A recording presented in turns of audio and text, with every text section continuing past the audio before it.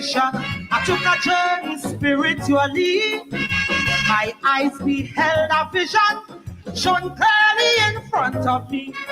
Well, in the vision I saw an old man slowly beating a drum, humming a melody that was strange to me. Then he called me and said, Sandra, come. He arose and he showed me a country, beautiful everywhere, a land of endless bounty and the riches beyond compare. There was enough for everybody, for all their material needs. But alas, when the old man showed me my people, they were all overpowered with greed. And the old man beat his drum. The old man beat his drum. He said, take this melody, girl, go to your country, warn them of the wrath to come, and if you hear him, bye-bye, revelation time. This is revelation. This is revelation. I want them of the wrath. He gonna get.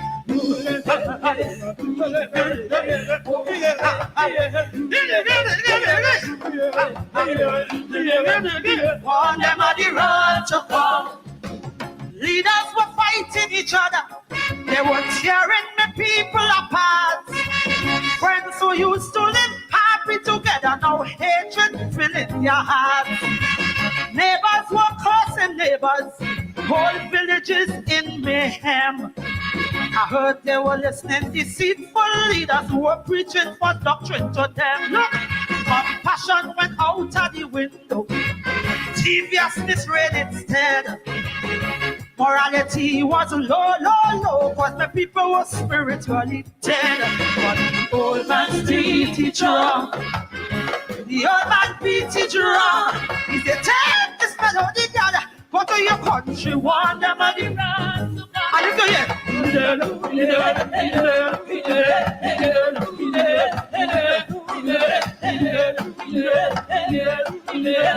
warn them of the wrath. Revelation,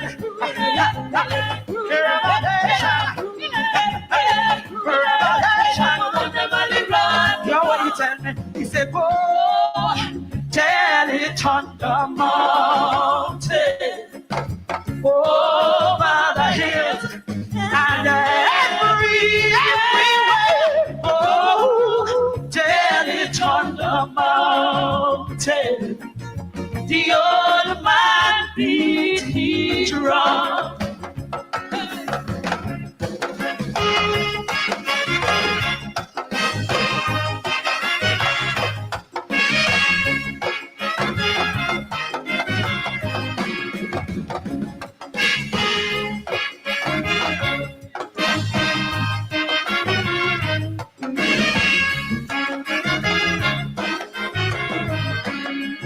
The youths were all in a quandary, no sense of direction. They lost all hope cause they just can't cope. They're already yet, but they're gone. They have no respect for their elders, no respect for themselves also. Their spirits were all in tatters and reading an all-time low. Then I hear them cussing the system, they're cussing the leaders too. But they were raping, stealing, shooting and looting, but they all had nothing else to do. The old man beat his drum. The old man beat his drum. He said, take this melody, girl, go to your country, warn them of the road to come and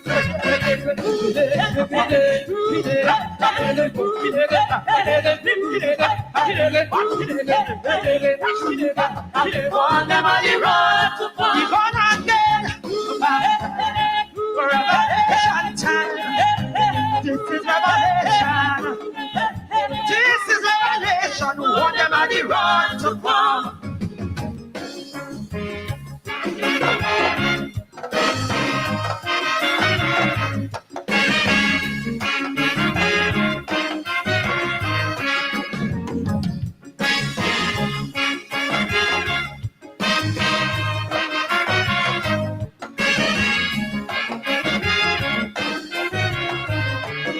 He said, talk to your spiritual leaders. Tell them get on their knees and pray to get rid of all these karmas that driving good spirits away. Then you tell me, talk to your fellow Calypsonians. Tell them stop the shame and disgrace. Encouraging people to get on bad, jump up and mash up the place. But behold, I saw the sunrise coming over the mountain range. The old man said that is a symbol of hope if your people get serious and change. But the old man beat it wrong. The old man beat it wrong. He said, take this melody, girl, go to your country, warn them on the road. I know you guys feel that. I hope your paws raise.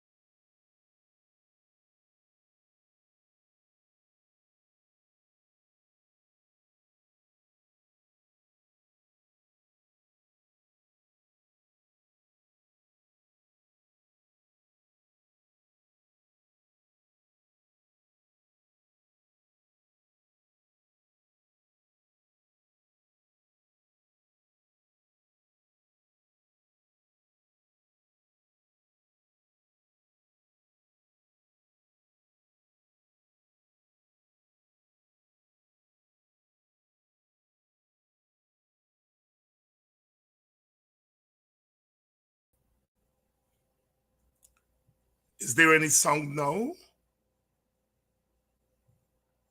Are we getting any song now? Still no sound. Are you all hearing? Is there any song now from me? Yes, there is song now. Oh my technology. Thank you very much. Thank you very much. Good evening to you. Good evening to you again, and welcome to Politics 101 on Thursday evening, Holy Thursday, Holy Thursday. And Vincent Alexander is here and ready, and we'll get to Vincent in 1 minute. In 1 minute. Good evening to all of you who are joining us.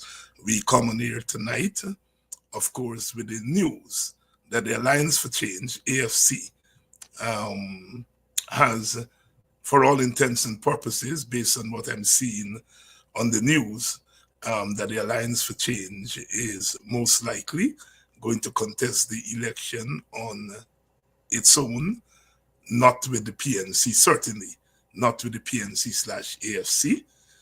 That is not good news for those of us who have been clamoring for a grand coalition of all opposition groups. But, you know, that's the way things are. That's the way politics are.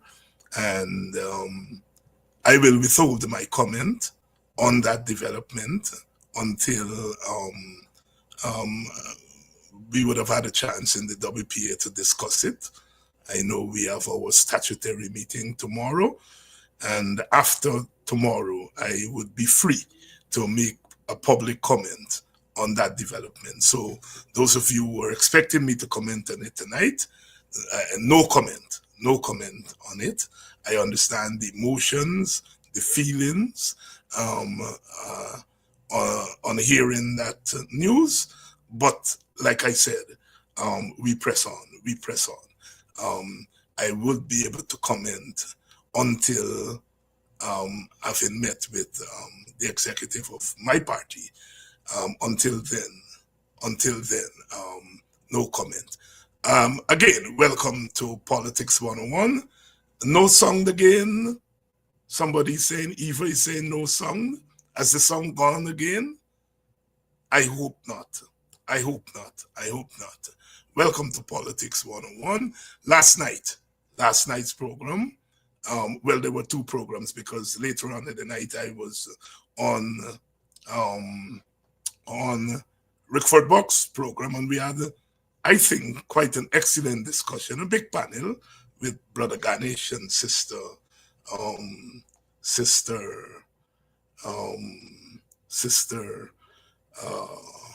Coretta McDonald and Sister Weeks, a Jamaican joining us out of Barbados. Quite a spirited program. I rather enjoyed it.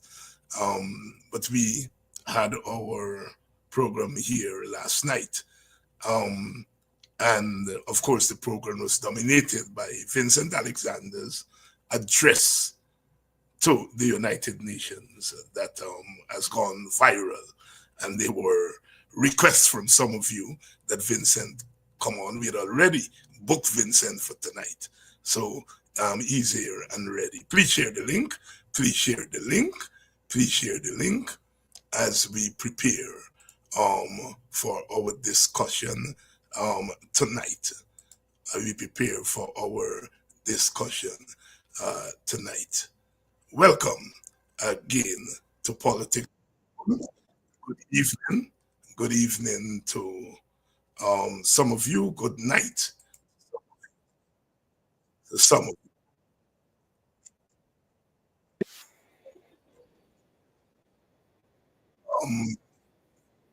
We are going to bring Vincent in shortly. We're going to bring Vincent in shortly. We just want to queue up something here. Let's see. Yes, something here. I think we are here. This one getting a contract, B get no contract, that one getting this. You get me? Even at a mundane level, there's this action. So the PNC cannot write off that. And I was very disappointed when my good friend Nigel Hughes, who on your program I spoke about, started out by going to Lenora Market, where he met a multiracial crowd. Went back, I think, to Monaco, met a multiracial crowd. Since then, seem to have abandoned multiracial mobilization. You get me? I don't think we could go forward in the end without without multiracial mobilization. It's commonsensical, Ravi. But obviously, common sense is not that common. And because I see neither the PPP, the PNC, nor the CFC are going in that direction, and yet they're cussing out the PPP, who is moving in that direction. You see, as a Hindu, at a philosophical level, we are taught it doesn't matter what your intention is. What matters is your action. So whether the PPP wants to mama guy black people is not the issue. They very well might be. I don't know what's in their minds. Right. But their action, if they can empower black people as they're doing right now, objectively, that will set up its own dynamic that they can control. Now, I live in the Indian community. Started out by going to Lenora Market, where we met a multiracial crowd.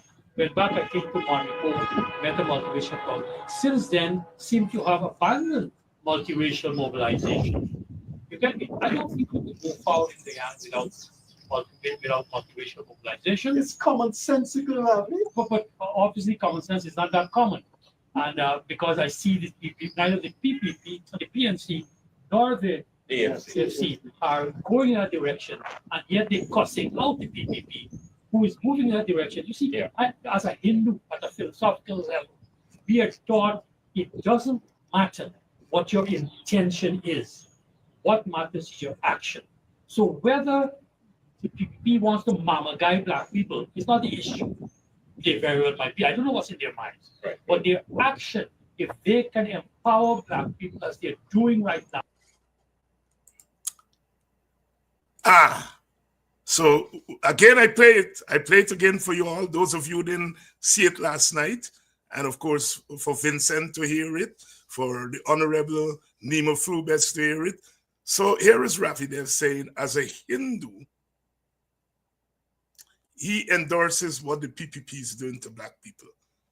So the PPP is carrying out the Hindu agenda. Secondly, it doesn't matter whether the PPP is fooling black people. They may well be fooling black people, but that doesn't matter. What matters is that they are going to give them a few pennies. It doesn't matter whether they're fooling black people. When you're fooling people, it's because they're fools. So here's Rafidev saying black people are fools. So it doesn't matter whether you fool them. It's all falling into place. And as I said last night, had it not been for Vincent Alexander and others like him, I play my little part on keep hammering at them on racial discrimination. A lot of the truth would not come out. Rafidev is the ideologue of Indian supremacy in Guyana. And he has finally been able to sell that ideology to the PPP. And he's laughing going to the political bank. And finally he said, it doesn't matter whether black people are fooled. Why? Because they're fools. And for black people to get a few pieces of silver, they must subject themselves to be fooled. You know, when they were pulling them from Africa against their will, I am sure they didn't tell them we were taking you into slavery. They fooled them. And Rafidev, in 2025, almost 200 years after we came out of slavery, is saying it's okay to fool us again. Black people, thank God. You all thank God for these forums. Because, you know, we can't go on the election platform and say these things. Well, most of the politicians can't. I think I can, and I will. So take me out it. But, you know, you're not going to hear this kind of thing on the election campaign platform. You're going to hear it here. And as Vincent Alexander said, the era of polite silence is over. The era of polite silence is over. It has to be over.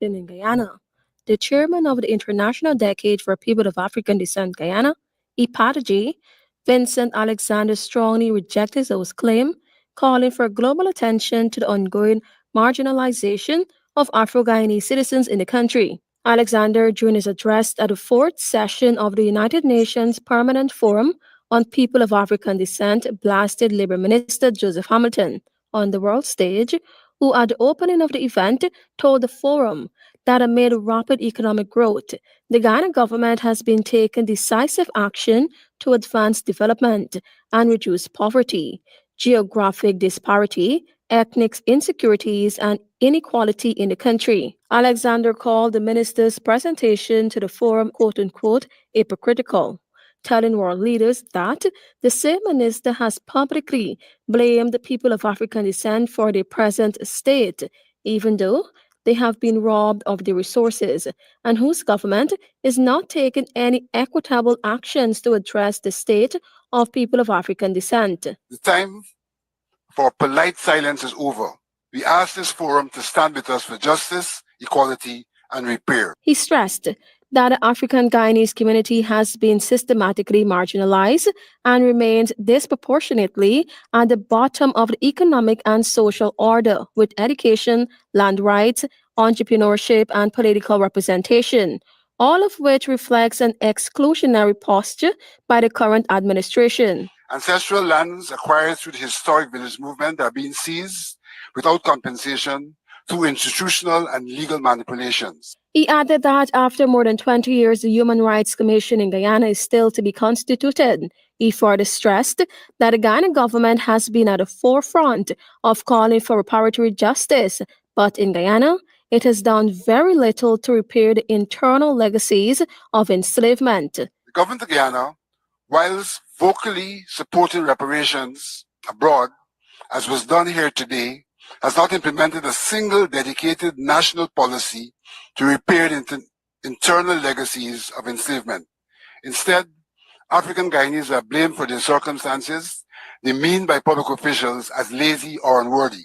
Hours before Alexander addressed to the forum, Minister Hamilton addressed the gathering, stating that this session provides an opportunity to advance reparatory justice in the digital age, specifically to the development of Afro-Guyanese, and also noted that Guyanese within a multi-ethnic society remains a top priority for the government.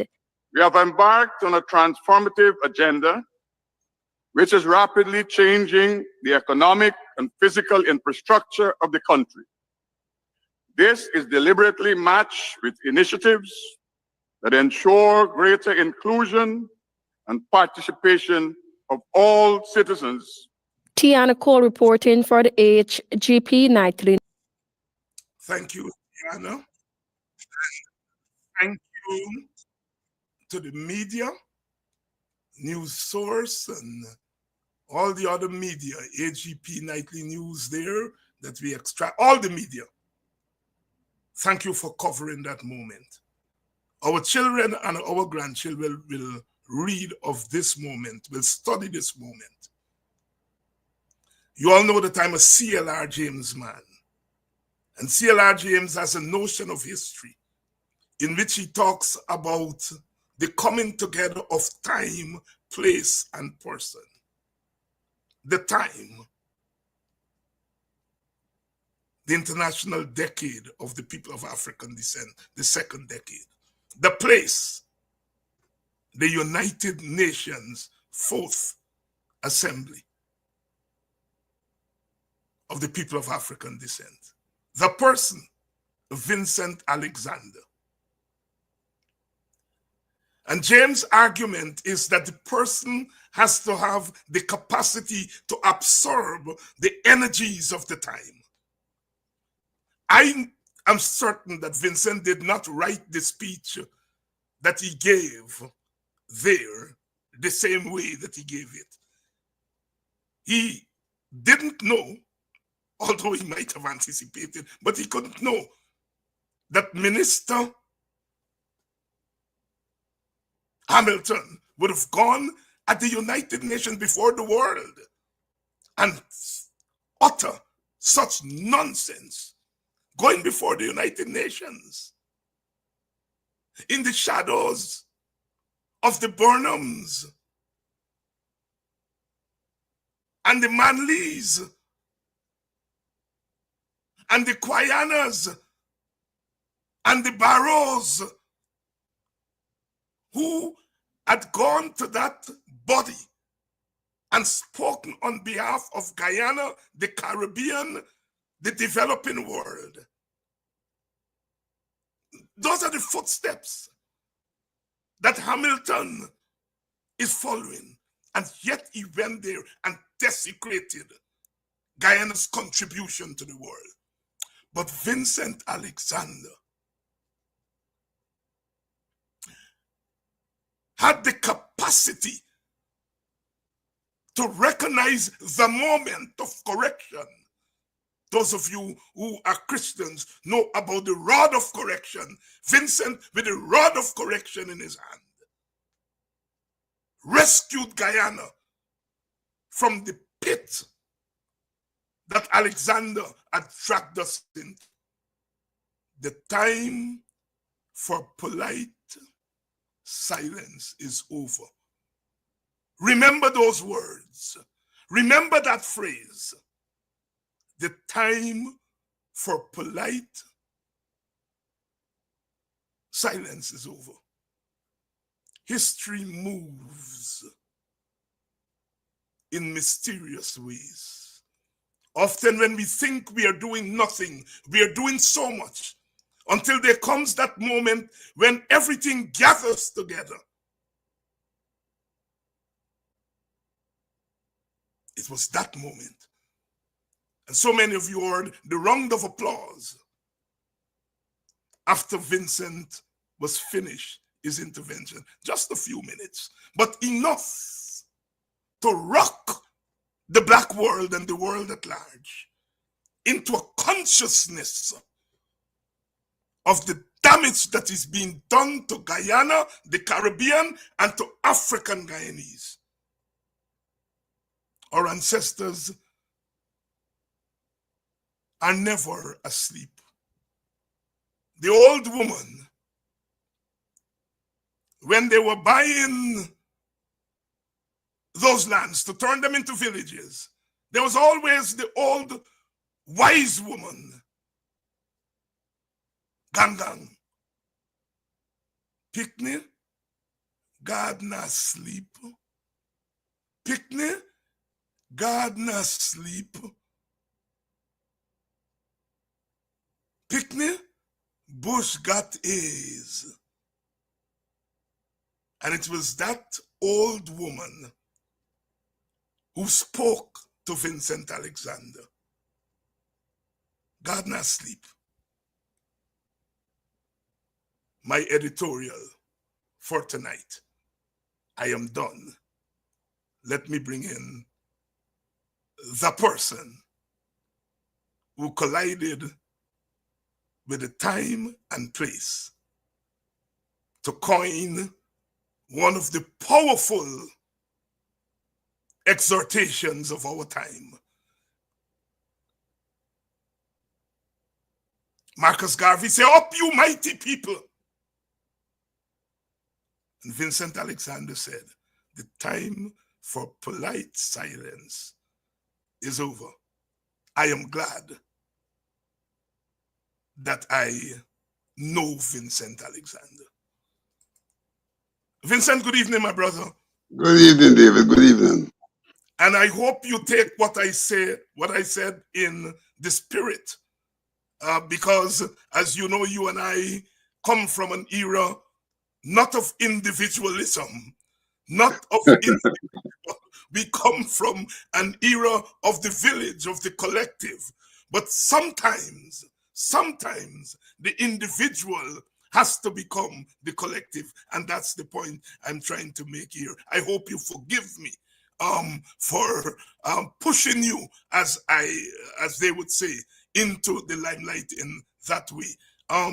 Your thoughts on my editorial / introduction, and then we move on.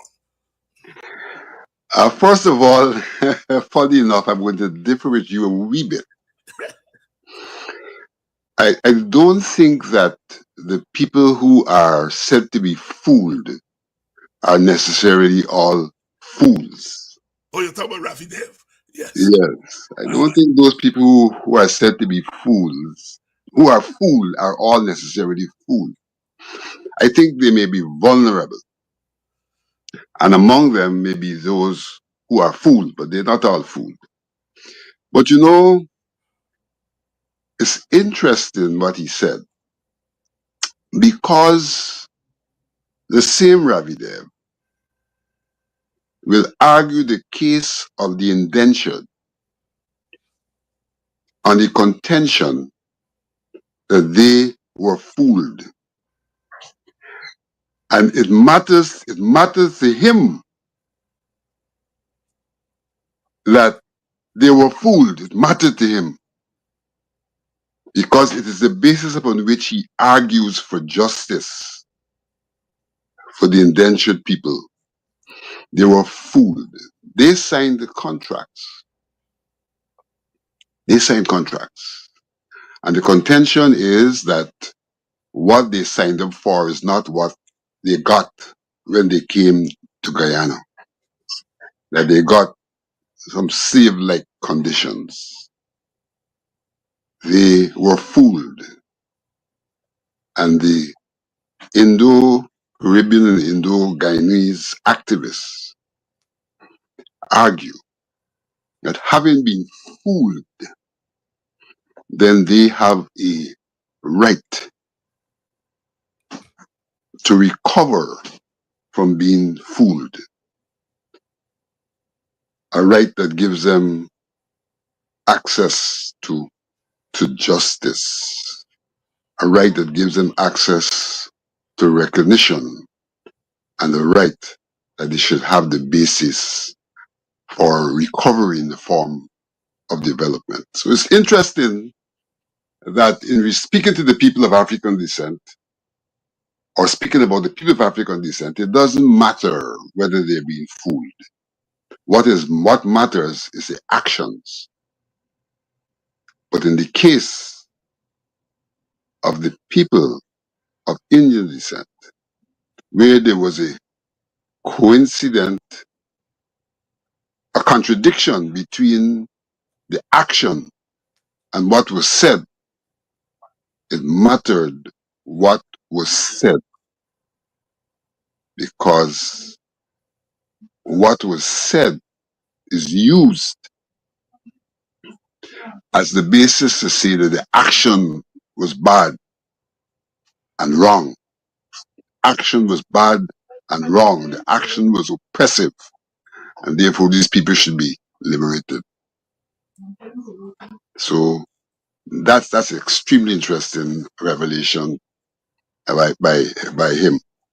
I don't think all of these things happen consciously. You know, people have arguments of convenience, and sometimes because they have arguments of convenience, they conflict and contradict their very selves in what they say. You know, David, it's also argued that individuals are not the ones who make history. They are the actors. They're the actors in context of the environment and what is unfolding. And an individual may be identified as the person who carried the baton or the torch. But that baton and that torch is the product of the circumstances the product of the people's consciousness and awareness. And I think the apology this time has to be attributed with recognizing that moment. I may have been the person who spoke on the floor, but the apology did its work in preparing to go to that decade through a consultative process. And eventually we put together a team of persons who should be recognized. That young Darren Wade, Paul Slow, Retty Meyer, the CEO, Miss Olive, and myself. We were the ones who finally worked to finalize our positions. Because of the nature of the forum, not everyone gets to speak. So not all of our team were able to speak. In fact, I got the opportunity to speak twice. And no other member of the team got the opportunity, not because they didn't have prepared scripts, but because of the demand for time. We had situations at that forum where in one session, 50 persons spoke. 50 persons plus. And when I say 50, 50 from the NGOs, because governments were also allowed to speak and international organizations were also allowed to speak. And what was interesting to note that Minister Hamilton spoke at the opening. He didn't speak from the floor. He spoke from the podium. But that the way the forum was organized, every time we looked at the thematic, the members of the Permanent Forum, the team that constitute the Permanent Forum, were allowed to speak. Governments were allowed to speak. Experts, NGOs were allowed to speak. International bodies were allowed to speak. Then the floor per se, the NGOs were allowed to speak. We had 4 thematics. And on all 4 thematics, the government of Guyana passed, did not speak. On all 4 thematics, the government of Guyana did not speak. They were given the opportunity, they did not speak. Similar to when I went to the Universal Periodic Review in Geneva, the government of Guyana, in the person of Ambassador Ramsamy, was present. At the inception, like at this forum, he spoke.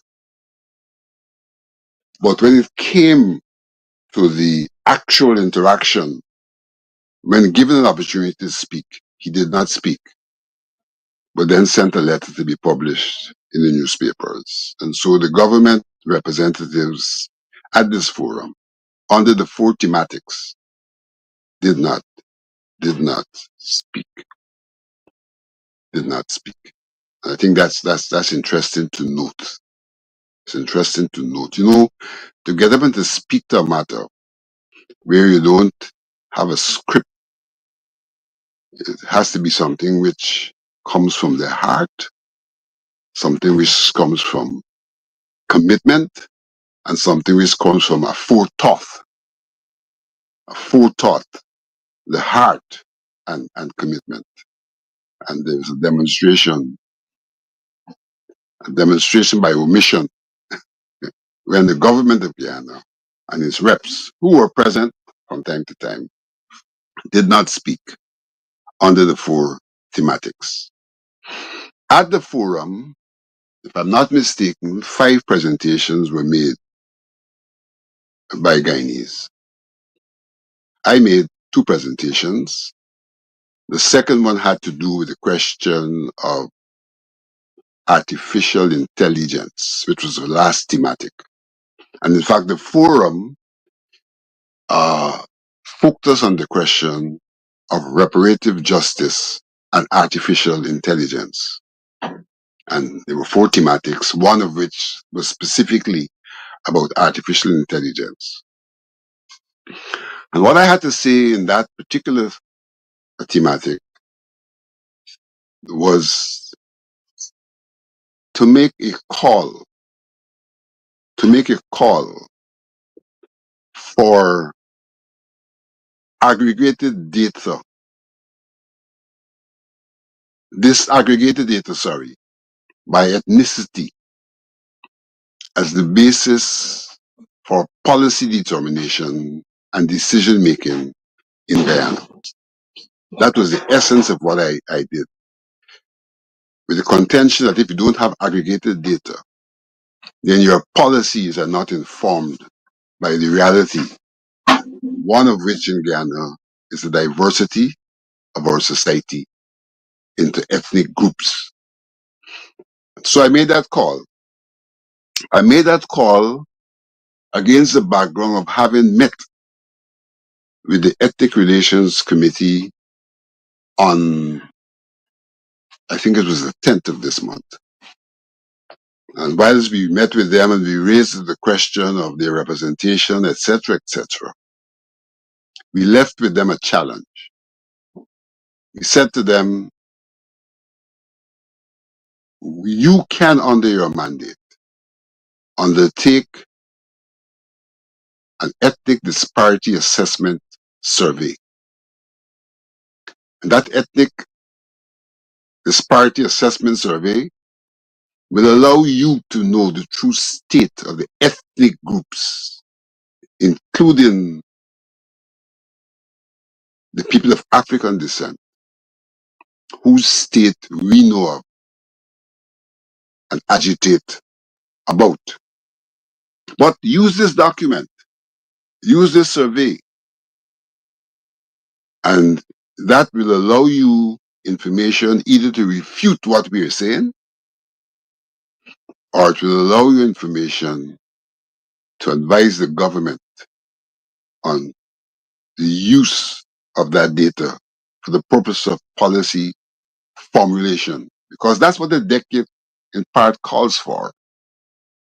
Policy formulation that will address the remnants of slavery, the remnants of colonization, the remnants of even post-independence that are impacting negatively the lives of the people of African descent. So they don't have to take our word. They don't have to get involved in hollow refutals of what I say, rebuttals to what I say. They can use a survey, ethnic disparity assessment survey, to be informed and to use that either to rebut what we're saying, but if they can't rebut it based on the outcome of that survey, then they should respond to the call of the decade for policies that are equitable in the interests of the people of African descent. And I want to say further that Ipadaji, in what it has said publicly, has not sat in the boardroom to say that. We haven't done that. We have conducted surveys. We had, at the time when our subvention was denied, we were conducting the survey, a basic needs survey, the people of African descent. So that when we speak based on reality. Only last year, when we had our general members meeting, we conducted another survey among our membership. And the things we see are a reflection of what would have come out of the survey. You know, Barnes said people hardly know about us. But the fact of the matter is, when we speak informedly because we speak based on what the people have said to us, as they see us as the ones who have the voice out there to represent their cause. And it's representing that cause that has taken us to the UN, where we can call on the world community to to understand and join us in a struggle against the non-acceptance of the realities of the people of African descent. And because of that non-acceptance, a continued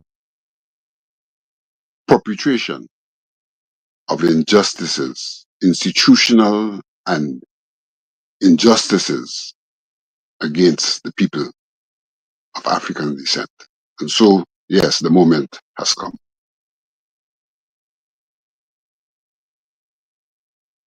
I'm not hearing you. You seem to be muted.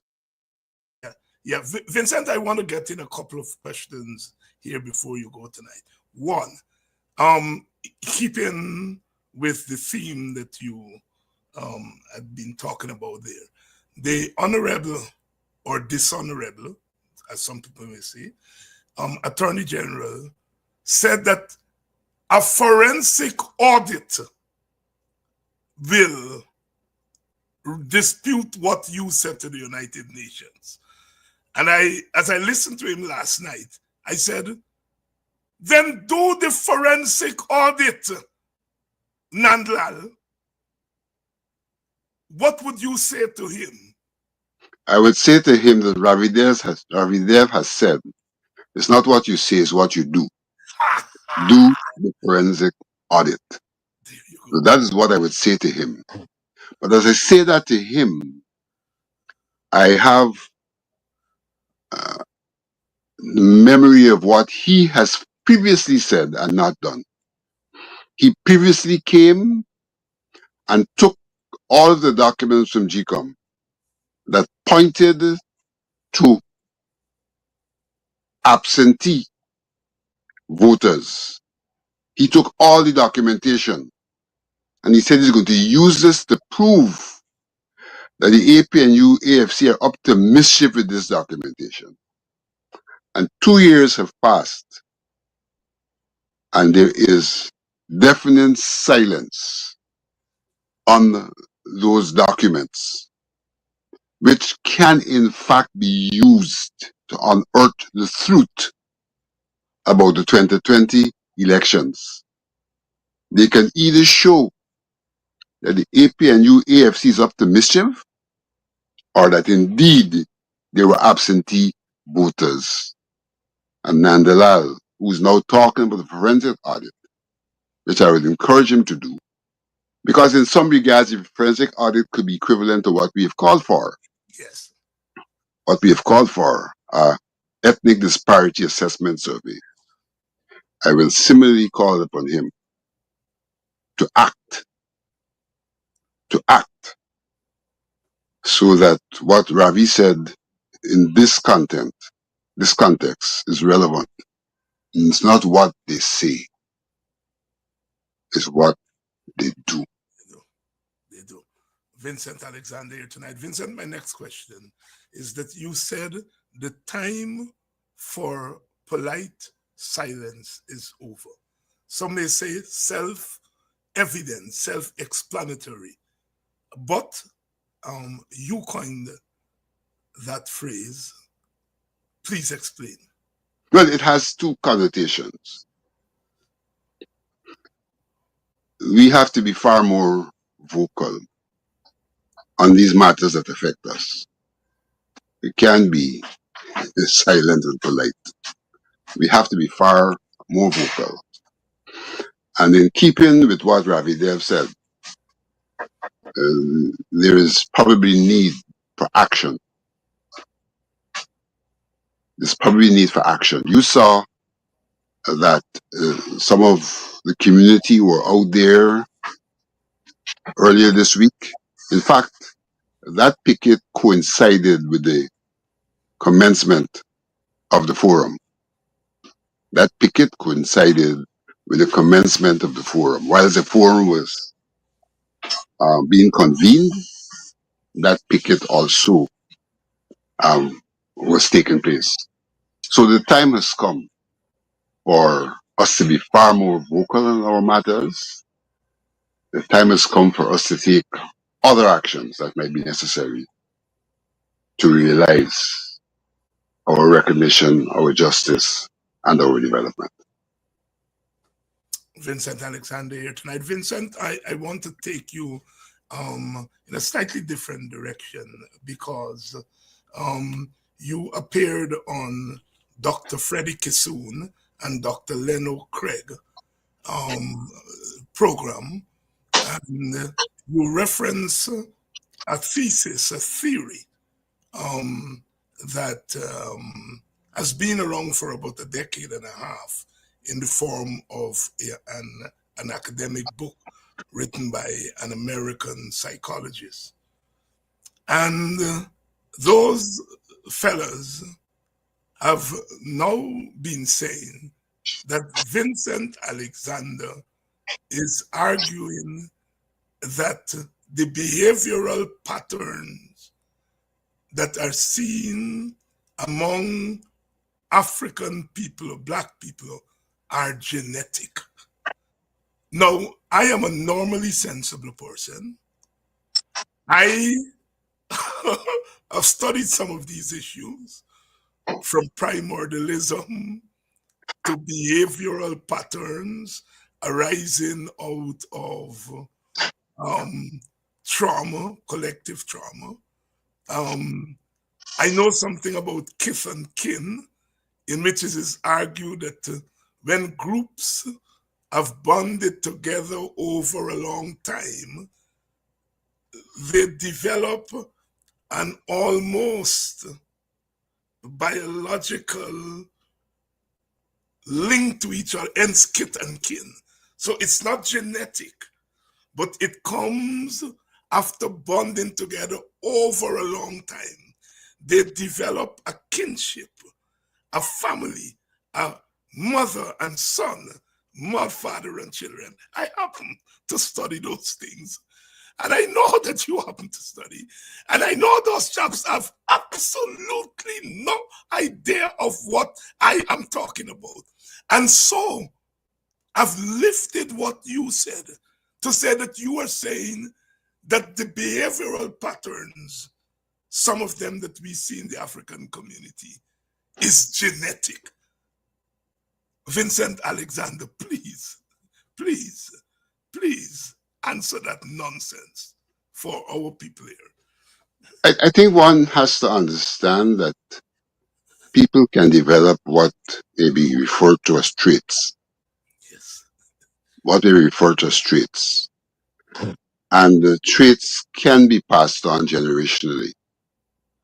Traits can be passed on generationally. This is not something specific to the people of African descent. It's something related to humanity. Different groups can develop different traits based on their different experiences. And those traits can be passed on from generation to generation. And those traits can be manifested in what could be said to be the psychological state of the people. Those traits can be manifested in what could be said to be the psychological state of the people. And so it becomes almost a part of their nature, because there is a interrelationship between the psychological state and the biological state. The biological state can impact the psychological state as much as the psychological state can impact the biological state of people. But this question of traits is essentially the psychological state. It's like how they see things, how they understand things. And this can be passed on from generation to generation as in the form of trait. Now, whether you want to call that genetics is another matter. Whether you want to call that genetics is another matter. But it is not something biological in the sense that, it's a part of your biological existence and biological chemistry. But it's a part of your being. It's a part of your being at the level of the psyche. And as I said, the psyche is a part of being that is also biological. The being is also biological. So some of these things could be manifest even in your biological state, given the interaction. You know, one of the areas of tremendous study, which has not really been very, very conclusive, is the whole question of the psychological being as opposed to the physical being. Yeah. You know, as opposed to the physical being, and probably the whole question of the soul and all of that comes into that discussion. And you know, soul is also associated with intergenerational development and things like that. So, yes, there is this question of trait. It's manifest over generations, and I can continue to argue that African Guyanese have developed certain traits in response to the trauma, historical trauma. Yes. But And go ahead. our, for example, our disposition to agriculture has to do with that trauma. Our disposition to job seeking has to do with that trauma. You know, African Guyanese disposition. Now, this is aggregate behavior. So you may have exceptions. You may have exceptions, but this is the aggregate behavior. And these traits may be negative sometimes. They may be positive sometimes. But at the end of the day, they are responses, historical responses to situations that has fashioned your outlook. And by fashioning your outlook, it tends to fashion your behavior as well. Yes. And these things are across aspects of life.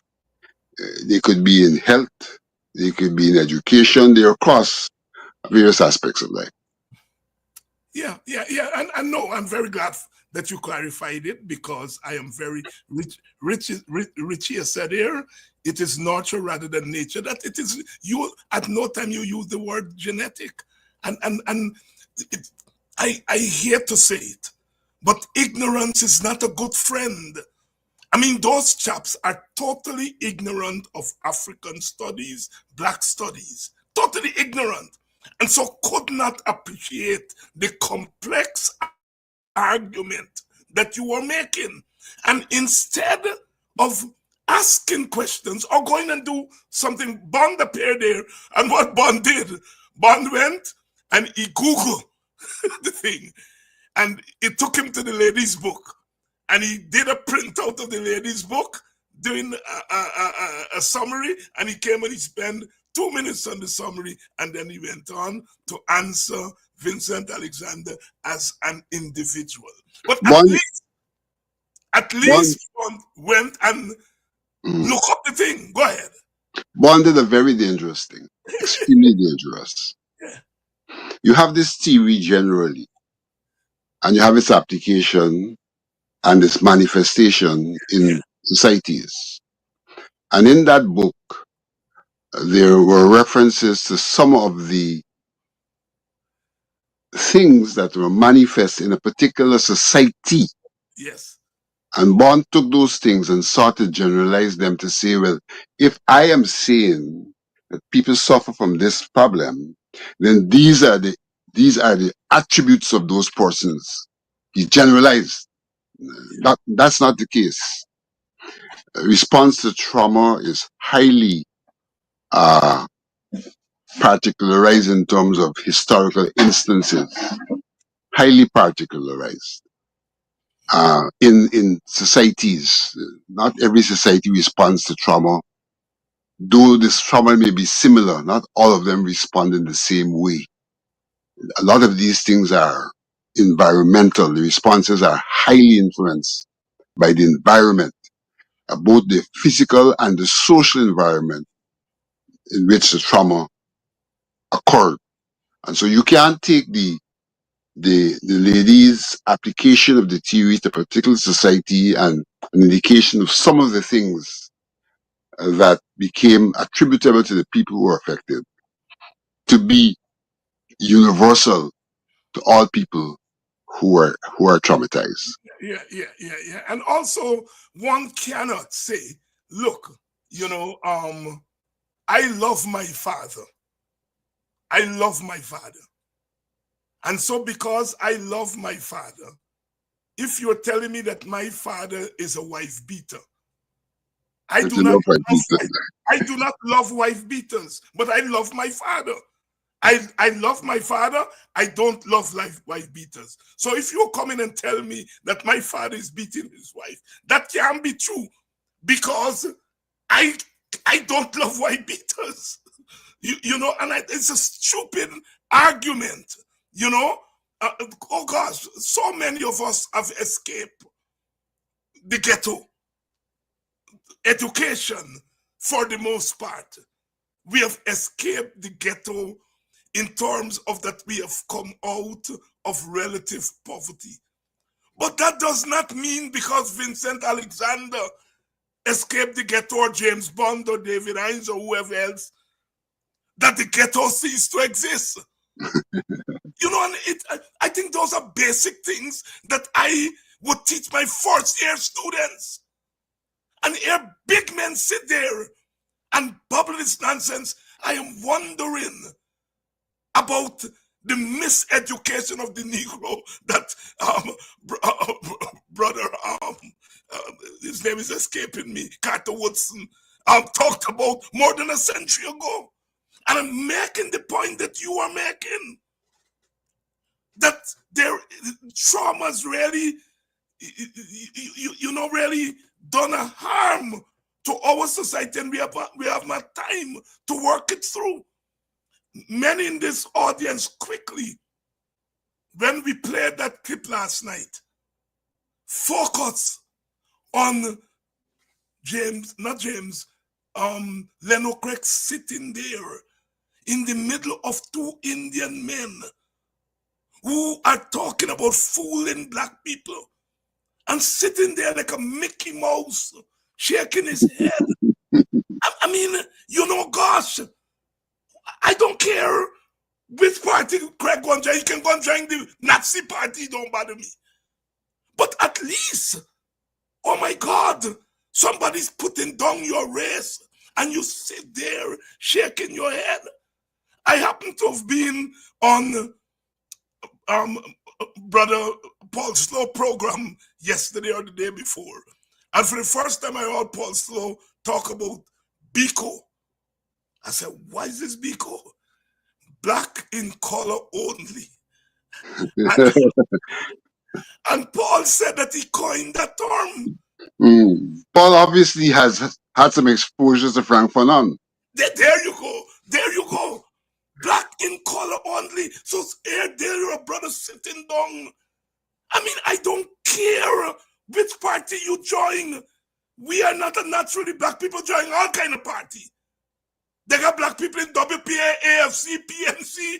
We are probably more diverse in terms of party that we join. They ain't got a party that come on the scene that black people enjoying. So the issue is not who you join, is having joined these parties what you do. James Bond said, all Vincent Alexander is doing is whining. Well, before he went over there, what he's now calling whining was Vincent Alexander protesting. Vincent Alexander making representation. But now you're over there, that becomes whining. Then you're over this way, the police shoot you up. That was PPP oppression. You gone over there, it's not the PPP shoot you anymore, it's the police shoot you. And that is the issue I think we are raising here. It's not who joined what. It's having joined, you then turn against your own community, as you have been pointing out. That's the issue. That's the issue. That is the issue. That you join and to justify and to become accepted, you turn the guns. That's right. On your community. On your community. On So your Hamilton says black people lazy, that they're responsible for the state. All right, that's what he says. yes, And I want to make another point in this regard, because Bond sought to make the point that some group of black people got 60 acres of land. And this is evidence of how good the PPP are doing. When we raise our argument for recognition, justice, and development, we are talking about governance, structures, and a system, rule of law, and equality. If we have a system where individuals, based on their talent, based on their ambition, their resources, can go after opportunities, then you can literally go after opportunities as an individual in the context of a democratic society. When you have to, in the case of Guyana, for example, form a group of black entrepreneurs, and you have to go and bargain for them, and they get something. Yes, they may get something, but it is not evidence of a normal functioning society. It's evidence of a society that has problems, evidence of a society where people cannot, in a normal course of things, access what they're entitled to, and they have to go and negotiate and bargain and sometimes sell their souls to get what they should be able to access in the normal course of things if the society is a normal functioning society. So that those guys got 60 acres of land after forming an association and going and sit down and talking to Jagdeo is evidence of how dysfunctional the society is, and evidence that people are not treated equally on a one-on-one basis.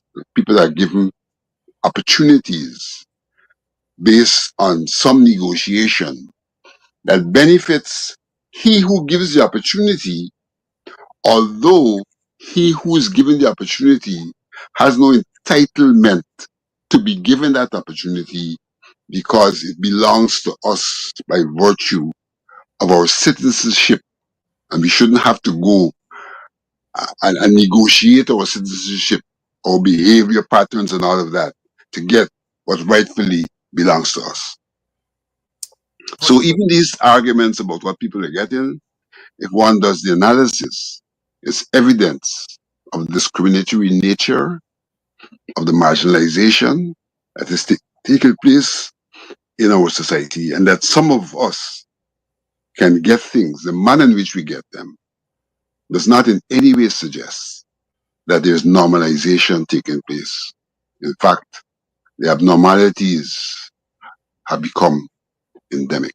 Endemic in the society. And Vincent, before we go off this, I just want to cite some historical evidence that I think is instructive to our conversation here. In 1955, when there was a split in the original PPP, AUC Guyana did not split. He did not go along with the Burnhamite faction. He stayed with the Jaganite faction. But in 1956, Jagan made a speech in New Amsterdam at the party Congress. And he argued a couple of things. He argued that the PPP is not going to take Guyana into the Federation because Indians would become a minority in a West Indian Federation. He also justified bringing into the party the Indian bourgeoisie, which had slammed the party in the early days, and he brought them in and referred to them as patriotic Guyanese. Progressive bourgeoisie. A progressive bourgeoisie as patriotic and progressive, and refer to the Burnhamite faction led by Fobbs Burnham as racist and opportunist. And Guyana said, Mr. Dr. Jagan has lost confidence in the African executives of the party, and it is my time to go. All right? Guyana was not going to stay in a party compromising his African dignity to stay in a party. He said it's time to go, and he left. I just want to say that if we are looking for examples of how to deal with these issues, there is a historical example. All right? You can be in a party, but if that party is going to assault the dignity of your people, you have to take a stand. And those guys are saying they're going to sit there and allow people to kick their own people. Vincent? David, people are largely consciously or subconsciously united by ideational oneness. Guyana stayed with the People's Progressive Party like some other blacks because at that time there were ideological differences that were manifest. Yes. And that explains also why some Indians went with Burnham. Yes. Ideological differences. And I repeat what I've said before. Those ideological differences were manifested almost at the inception, because the records have now shown when Jagan wrote to the Czechs in the 50s, indicating that the left wing was in charge. Jagan wrote that when he was seeking assistance from the communists. The left wing is in charge. That had nothing to do with ethnicity. But what happened in New Amsterdam revealed another ideational posture.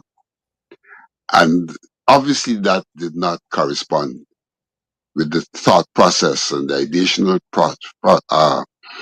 posture of EUC.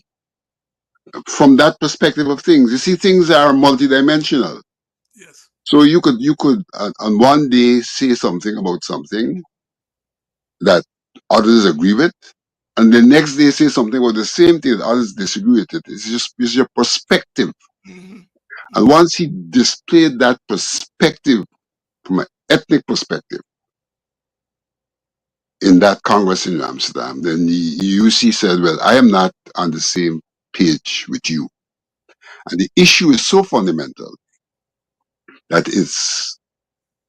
I have to leave this gathering because it was a fundamental issue. Yes. You may have different perspectives, but they may not be on fundamental issues.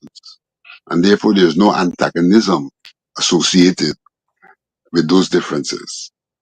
But when there's antagonism, then you are at different ends of the pole. That's where you belong. That's where you belong. So you've heard it here on Politics 101. This issue has been an issue that has been around for as long as we have had what we call Guyana.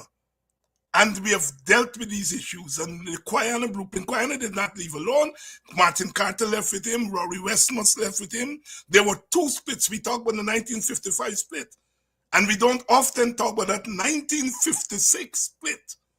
And after that 1956 split, people like Martin Carter and Rory Westmont opted out of politics. But Guyana said, here are people on the east coast of Demerara, in the rural areas, especially the rural Africans, who depend on me for representation. And I can't opt out of politics. And so therefore he decided to run as an independent in the 57 election. Jagan went to Buxton at Flores Hall and said, I'm giving you the chairman of the party to stay. And Guyana said, oh, can you give me something? You give me the chairmanship. And Jagan said, I'll fight you, comrade. I'll fight you. And he put Balram Singh Rai, who was an Indian nationalist, to fight Guyana in the 57 election. Burnham, on the other hand, did not put up a candidate to fight Guyana. And so the rest is history.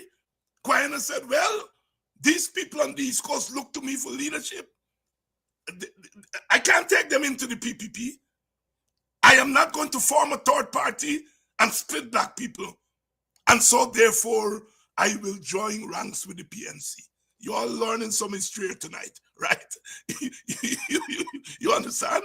And became one of the 3 pillars of the early PNC.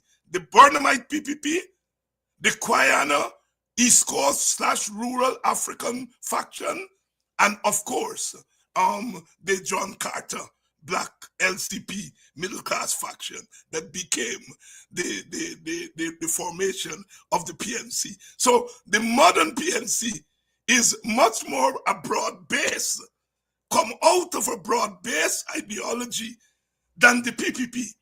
The post 55 PPP contracted to an Indian base, while the Barnumite PPP expanded. And so something to you all to think about. So that 60 years later, the PNC could be grappling with coalition, and the PPP turns its face sternly against coalition. In a sense, the PNC has gone back to its roots. But anyhow, that's to Vincent. He's PNC man.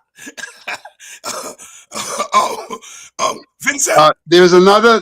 Let me say, as these things occur, yeah, you look back to see how history repeats itself, although it's not in the same plane.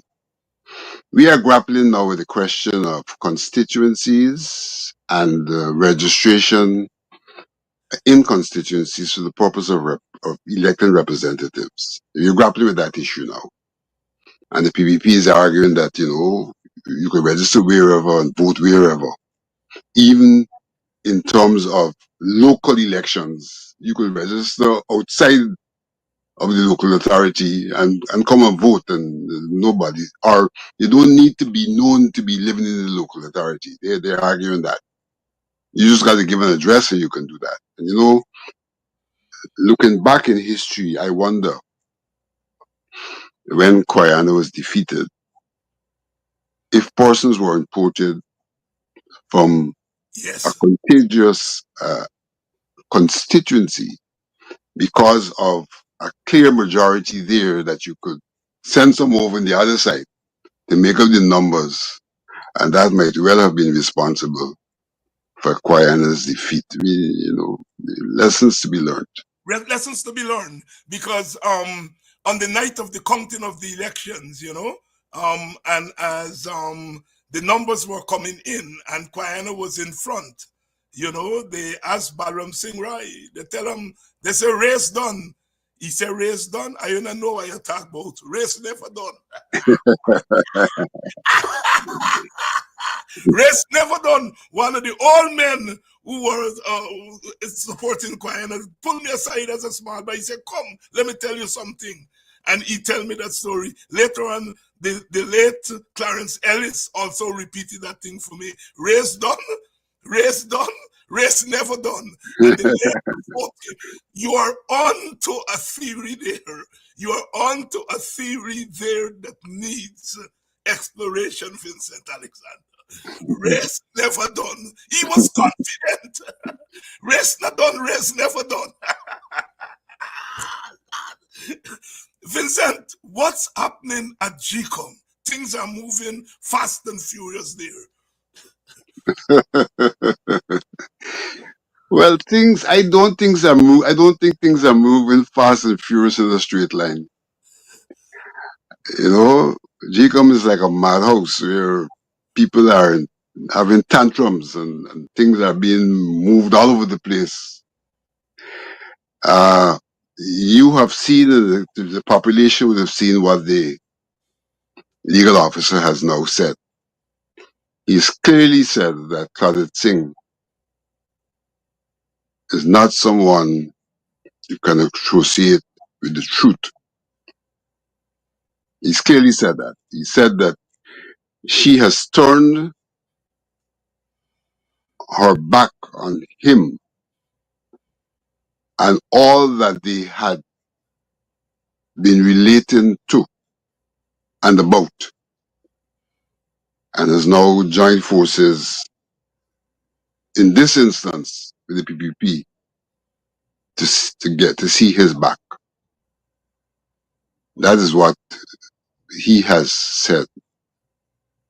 And so what he has done, we've been saying repeatedly that her behavior is not influenced by anything logical, anything factual, that she's probably being handled and managed. And the way in which, in his letter, what he said that woman promised him that he would get his promotion. A couple of days before she came to GCOM and sided with them and decisively struck the decisive blow against him. That's what he said in his letter. She had promised him. We know that she had assessed him and said that he was a good product to have his contract renewed. And he's also made the point that she is a stranger to the truth because the documents which she's pointing to now as the departure from what the CEO said was his direction were documents prepared and accessible prior to his assessment.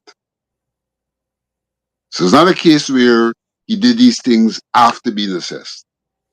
The things that they're accusing him of were done before he was assessed. He got a good assessment. And now he's being damned for those things which were prior to his assessment. He's being damned after his assessment as if they were actions he took after he was assessed and felt comfortable. So this contention about GCOM, I raised an issue in GCOM. I said, look, tell me about the protocols of communication in GCOM. Because the first statement issued by the chief elections officer was first in the public domain in Nandalal's Facebook page on the CEO's letterhead. Now, GCOM does not issue press releases that way. Subsequently, the same statement came from GCOM in the manner in which is normal. And so I asked the question, how is it that this statement first appeared on Nandalal's Facebook page in its original form, when its original form should only have facilitated communication between the CEO, the chairman, and the PRO who issues the statements? Those are the three persons who would have been privy to the statement on the CEO's letterhead. But we see that this statement appears on Nandalal's Facebook page in that form, even before GCOM issued the statements. I raised the question of our protocols because I said something has gone wrong here. It might be the PRO is wrong that she leaked the statement. As she get it, she leak it on the man letterhead and did her job after. It might be the CEO is wrong that he sent it to Nandalal because that's where it might have originated anyhow. But I said in all of this, it raises questions about the integrity of GCOM's communication.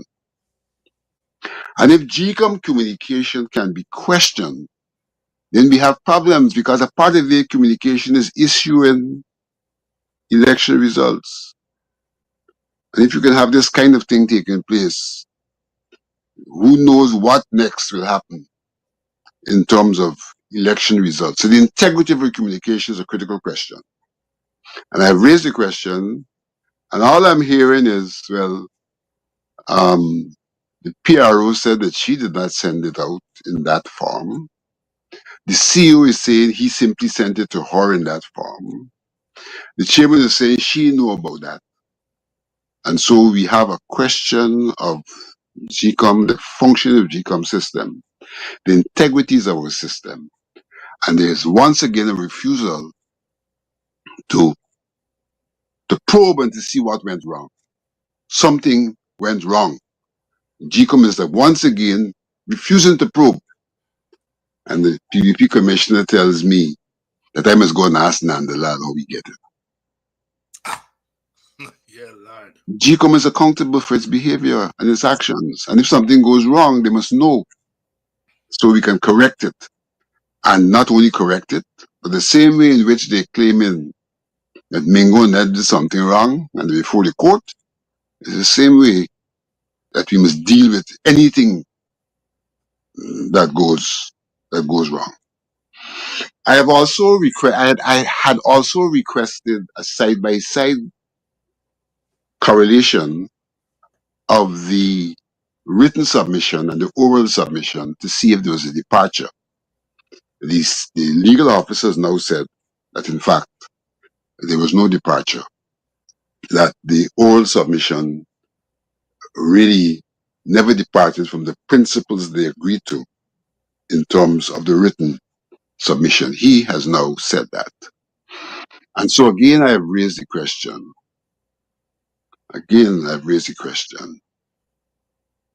How is it that that release makes that claim? And there's a need for that too to be interrogated.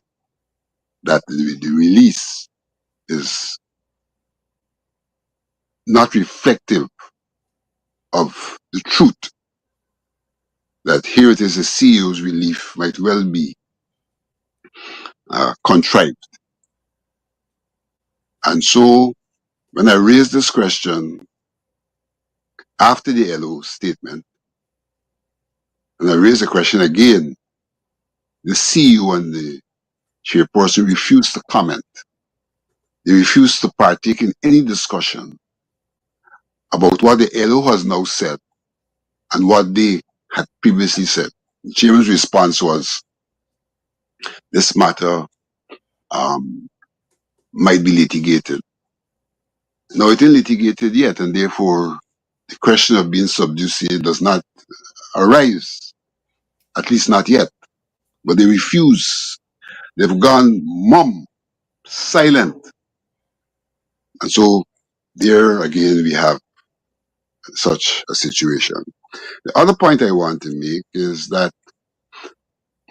recently we have had frequent postponement of meetings, including today. And with the postponement of these meetings, time is going, critical issues are not being discussed, and we will most likely be told in the manner in which we were told about biometrics that it's too late. We haven't finalized how we deal with taking the dead off of the list. Time is going. I have put proposals to the commission. We haven't touched the question of why is it our incarcerated persons, and more particularly those on remand, do not vote in this country, when the court and everybody else shouting that nothing should be done to prevent a Guyanese from exercising his right as provided for in Article 159.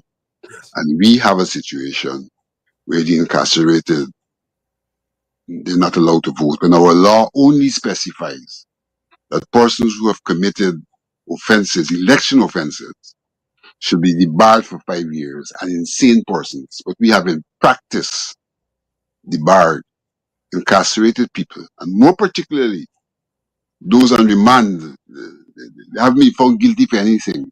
Yes. From participating in elections, and that number will run into thousands.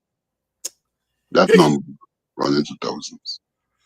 So that is where GCOM is. Things up in the air, all over the place. All over the place. And there is no clean, straight line to the election date. No clean, straight line to the election. Then Vincent Alexander, Vincent, again, I thank you so much for coming on to Politics 101 twice this week.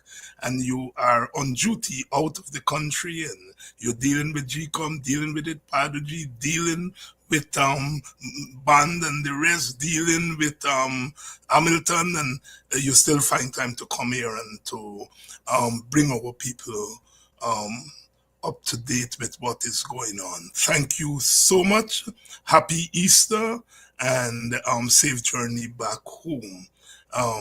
Not on my way back home as yet. Not on your way. Still on duty. Still on duty. Still on duty. But in this virtual world, I am not turned my back on the things I have to do in Guyana. So whether it's GCOM, whether it's constitution reform, I am trying to find the time to still participate. Find the time to still participate. Thank you very much, Vincent. And thank you, the audience. So we are moving into the Easter weekend, Holy Week. We are in weekend. Tomorrow is Good Friday. We're going to take tomorrow off. I'm a Good Friday man. We're going to take tomorrow off. We're going to be back on Monday because we're going to roll on Easter Monday. By then, all the kite flying and all the stuff would be over and people will be settling in to get back to work on Tuesday. So we'll come back on Easter Monday night. But we're going to take Good Friday off. A happy Easter, happy Holy Weekend to all of you. This is an especially important season for those of us who have faced crucifixion. And we were crucified, but resurrection is also important. 40 days and 40 nights, thou was cast in the wild. Casting in the wild. But Easter time is time for resurrection. We may not know, we cannot tell what pains he had to bear, but we do know he hung and suffered there for us. There is meaning for us African people and poor people in the Easter story. We may not know, we cannot tell what pains he had to bear, but we do know he hung and suffered there and died for us. We were crucified, but joy cometh in the morning. Resurrection. We rise, and we continue to rise again. The Easter story has meaning.